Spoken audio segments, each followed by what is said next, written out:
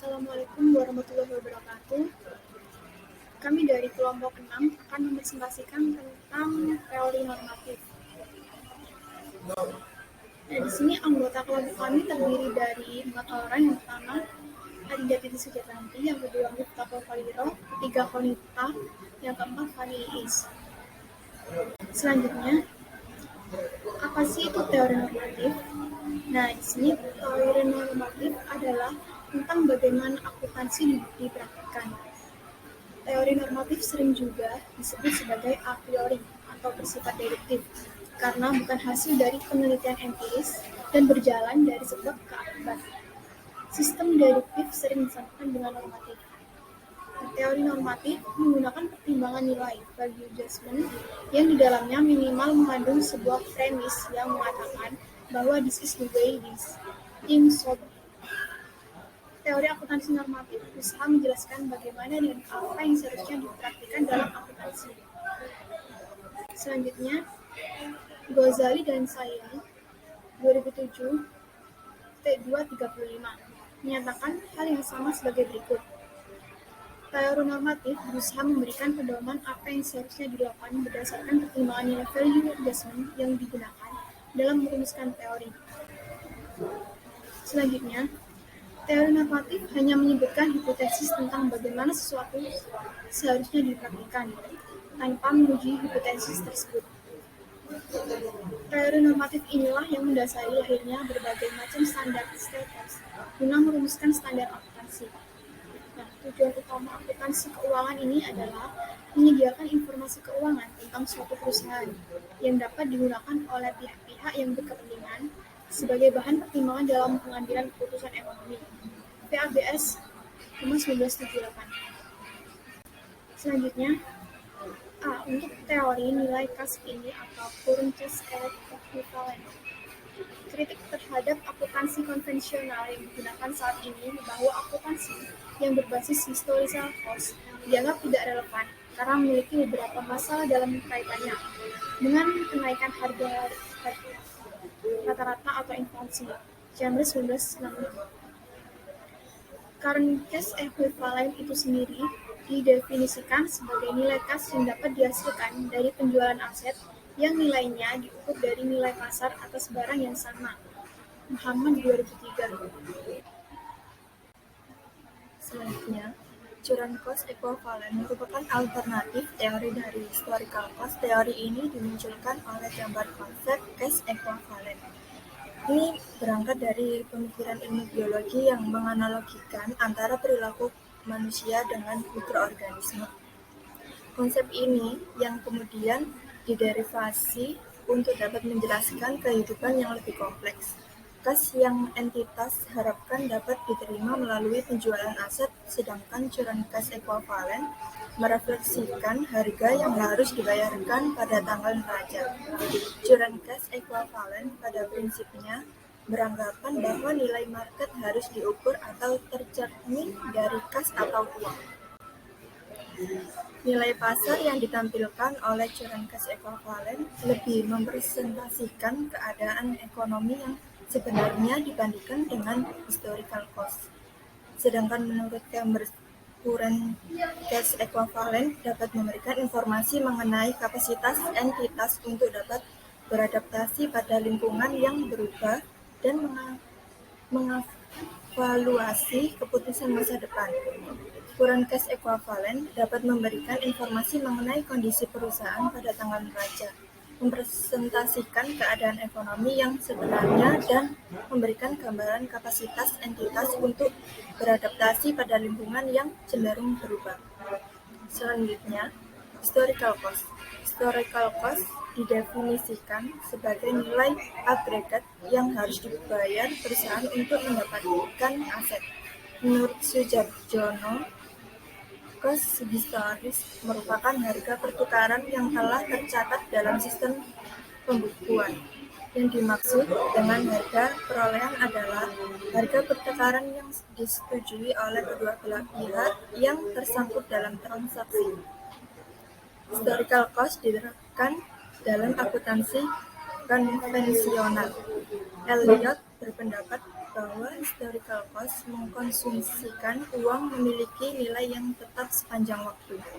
Sedangkan ada 3 komponen di dalam ekonomi modern yang menjadikan pendapat tersebut kurang valid, yaitu kenaikan harga yang spesifik seperti perubahan harga pada sektor teknologi karena kemajuan teknologi, kenaikan harga secara umum, dan fluktuasi nilai tukar mata uang.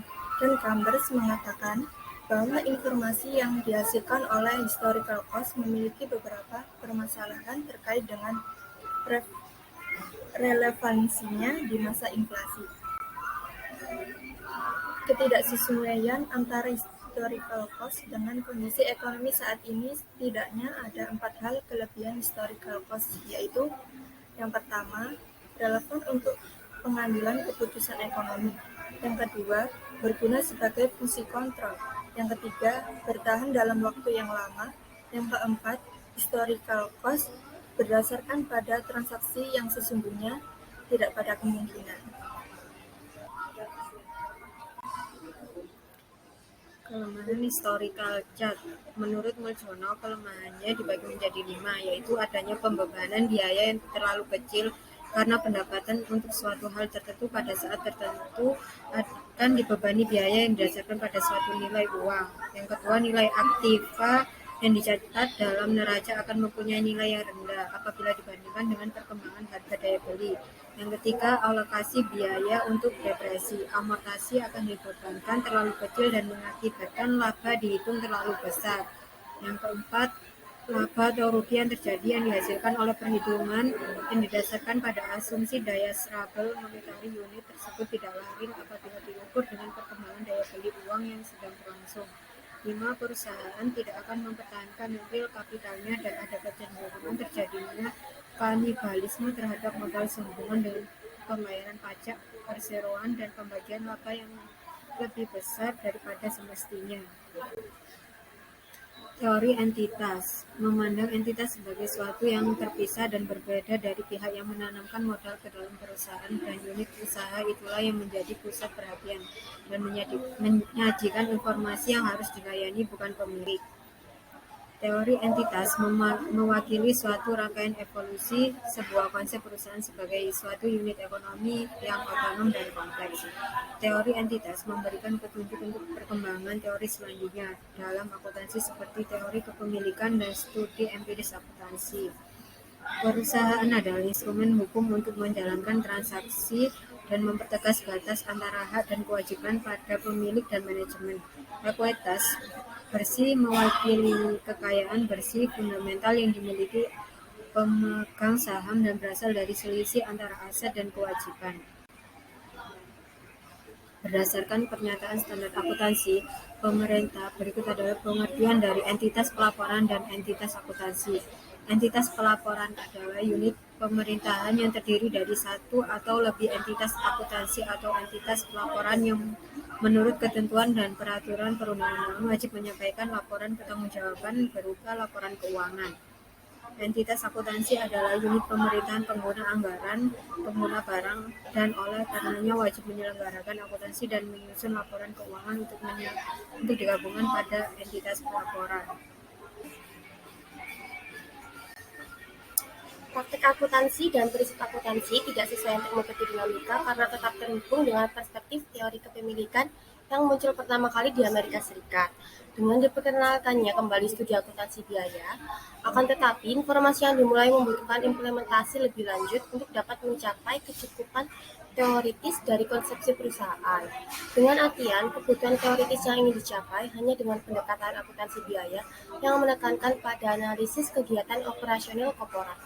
Perkembangan terhadap tuntutan keilmuan tersebut lahirlah teori entitas, dengan perspektif dasarnya berubah dari kepemilikan unit ekonomi tertentu menjadi unit ekonomi yang berbeda dan terpisah dari pemiliknya, dan dengan cara yang berbeda dari pihak yang memberikan modal. Modal saham menjadi kewajiban perusahaan terhadap pemegang saham, di mana pemiliknya adalah jenis krediator yang mewakili kepemilikan teori. Aset sama dengan liabilities atau aset sama dengan equities. Formulasi ini diperkenalkan oleh William Andrew Patton, yaitu seorang tokoh sentral di perkembangan teori entitas. Persamaan antara aset dan ekuitas bertujuan untuk mempertegas ekonomi perusahaan, yang mana merupakan bagian dari aset perusahaan dan yang mana bagian dari pembiayaan korporasi atau melalui modal dan hutang. Dengan demikian, maka relasi antara pemilik dan korporat merupakan dua entitas yang berjarak atau terpisah, bertindak untuk kepentingan yang lebih umum dan memiliki jangka waktu yang lebih lama. Pengukuran nilai-nilai bisnis dan representasi juga berubah. Dalam batas teori entitas, akuntansi Amerika memiliki prinsip tumbuh dan pengaruhnya terhadap praktik akuntansi yang relevan. Arthur and Lorig 1964 menjelaskan bahwa cara buku yang berbeda menjaga bagian dari teori kepemilikan ke entitas teori. Secara umum, fokus akuntansi menjadi berubah perhatian pada dinamika biaya dan pendapatan jadi terus berkembang. Sedangkan laporan laba rugi menjadi dokumen fundamental dan neraca memberikan informasi mengenai hubungan antara prospek pendapatan teori berbeda. Konsep entitas diperkenalkan dengan sebagai konsekuensi dari perubahan yang mendalam di mana teori entitas muncul. Pada tujuan ini dikatakan bahwa teori entitas adalah teori ekonomi perusahaan daripada akuntansi, karena mengacu pada konsepsi baru perusahaan dalam skenario ekonomi yang baru. Dalam perspektif Vektor, mengatakan bahwa di bawah teori entitas, beban bunga adalah distribusi pendapatan, bukan beban. Sebagai teori ekonomi, teori entitas hanya dapat ditafsirkan dalam konteks yang lebih luas pada perspektif ilmu ekonomi di era Amerika Utara saat ini. Analisanya dilakukan pada dua tingkat berbeda tetapi terhubung secara ketat. Tingkat pertama mengacu pada organisasi akademik awal abad dan lebih khusus lagi untuk pengenalan akuntansi dan studi manajemen di universitas-universitas Amerika. Tingkat kedua yaitu kebalikan dari tingkat pertama, bersifat epistemologis dan bervariasi, dibedakan pada tingkat analisis yang berbeda. Cara neoklasikisme Amerika lahir dan berkembang meskipun tidak memiliki pengaruh langsung pada teori entitas. Neoklasikisme Amerika berkontribusi untuk menjelaskan kepentingan budaya banyak ekonom Amerika, meninggalkan konsep akuntansi ilmiah untuk mengejar otonomi sistemologis akuntansi. Kelahiran dan perkembangan sekolah heterodoks ekonomi, mulai dari kapitalisme manajerial hingga kelembagaan. Hal ini terdapat teori yang mendalam dan hubungan konseptual dengan teori entitas. Teori entitas menunjukkan hal yang menarik persamaan dengan teori administrasi bisnis dikembangkan di Eropa pada periode yang sama. Kesimpulan, teori normatif adalah tentang bagaimana akuntansi dipraktekkan. Teori normatif sering disebut juga teori a priori atau bersifat deduktif, karena bukan hasil dari penelitian empiris dan berjalan dari sebab ke akibat. Sistem deduktif sering disamakan dengan normatif. Teori normatif dihasilkan melalui proses semi-penelitian, yaitu tanpa adanya pengujian terhadap teori akuntansi yang telah dimukakan. Apakah dapat menjelaskan praktik akuntansi yang telah berlaku atau tidak? Hipotesis yang ada dalam teori ini ialah bagaimana akuntansi dipraktikkan. Sekian presentasi dari kelompok 6. Apabila ada kesalahan, mohon maaf. Terima kasih. Wassalamualaikum warahmatullahi wabarakatuh.